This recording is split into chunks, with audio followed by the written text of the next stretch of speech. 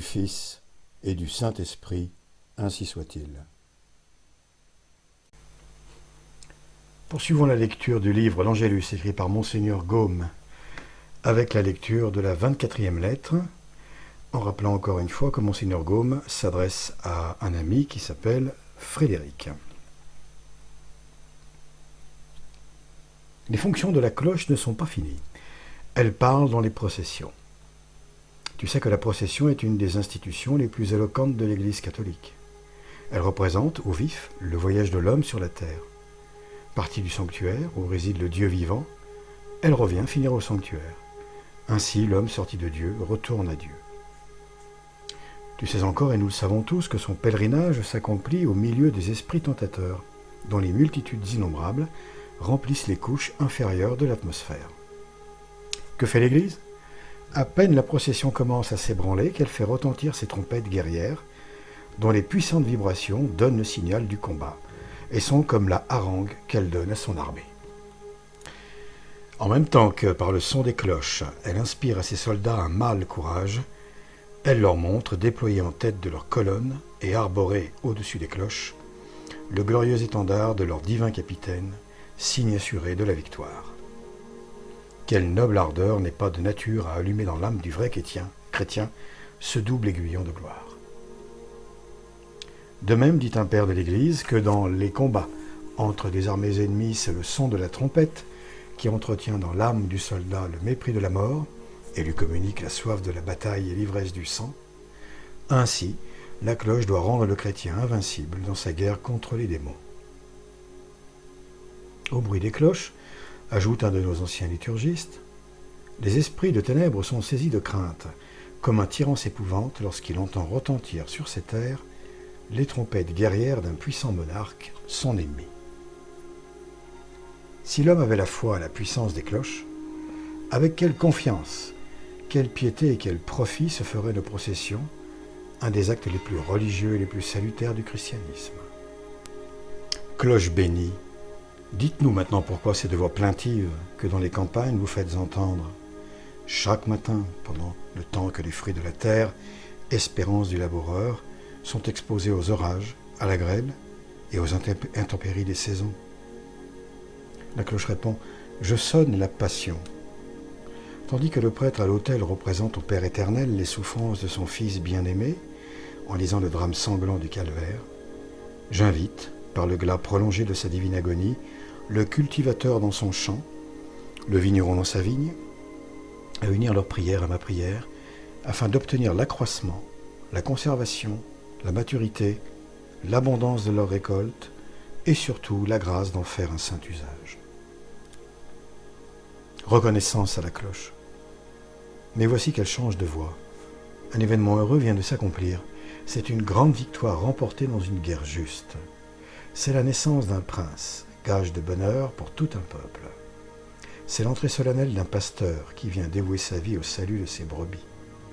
C'est quelque autre bienfait signalé dont le Père Céleste vient de favoriser ses enfants. L'hymne de la reconnaissance, le Te Deum, sort de toutes les voix humaines auxquelles se joignent les voix angéliques. Ce concert est sublime, mais il serait imparfait si la cloche n'y faisait pas partie. Sa voix majestueuse non seulement ajoute à l'allégresse universelle, mais encore elle fait redire aux échos les plus lointains la joie et la reconnaissance qui, sans elle, demeureraient étouffées entre les murailles du temple. Si en pareille circonstance la voix de la cloche est majestueuse, elle devient, dans nos grandes solennités, ravissante de douceur et d'harmonie. Pour chanter dignement nos joyeux mystères, Noël, Pâques, la Pentecôte, l'Assomption et d'autres encore, les cloches de toutes dimensions se réunissent au nombre de 15 ou de 20 et forment un orchestre qu'on appelle le carillon. Dans tes voyages en Allemagne, en Belgique, en Italie, tu l'as entendu et comme moi, tu en as été charmé. Avant l'aube du jour, les musiciennes commencent leur concert. De leur voix argentine, elles chantent en accord les hymnes et les proses qui seront répétés dans le temple. On se réveille au bruit de l'harmonie dont les airs retentissent au loin. L'esprit, le cœur, l'imagination, les sens, tout dans l'homme se met en fête. Avec un empressement inaccoutumé, on se rend aux divins offices et un si beau soleil vient embellir la solennité. Le chrétien, pleinement satisfait, éprouve un avant-goût des joies du ciel. Par tout ce qui précède, tu vois, mon cher Frédéric, que la journée de la cloche est bien remplie. Elle la termine par la retraite. C'est un nouveau service dont nous lui sommes redevables. En hiver, dans les pays des montagnes, vers les 9 heures du soir, la cloche fait entendre sa plus grosse voix. Elle appelle le voyageur attardé ou égaré et lui indique la route qu'il doit suivre pour arriver au lieu où il trouvera l'hospitalité. Combien ont dû leur salut à cette voix bénie. Il y a de cela de longues années, un voyageur fut surpris par la nuit au milieu de la campagne romaine. Tu sais qu'on y rencontre souvent les ouvertures des catacombes. Y tomber serait périr sans ressources et de la mort la plus affreuse. Le voyageur dont je parle connaissait tout le danger de sa position. Bientôt, il n'ose ni avancer, ni reculer. Cependant, un bruit lointain parvient à son oreille. Il reconnaît la cloche d'une église de Rome.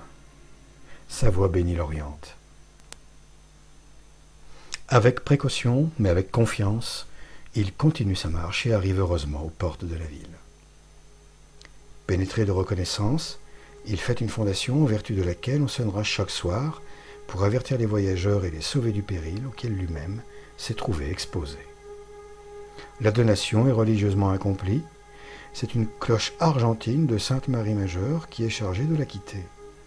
Tous les soirs, à 9 heures, elle se fait entendre aux différents points de la campagne romaine. Et sa voix dit « Venez vers moi, vous qui êtes égarés, la route que je vous indique conduit au port. » Je ne puis terminer cette longue lettre sans écrier « Quelle large place la cloche tient dans le monde. Quelle tristesse et quel morne silence régnerait sur la terre si la cloche n'existait pas. » Comme conclusion, remercions Dieu de nous l'avoir donnée. Respectons sa voix, bénissons-la et rendons-nous dociles à ses accents.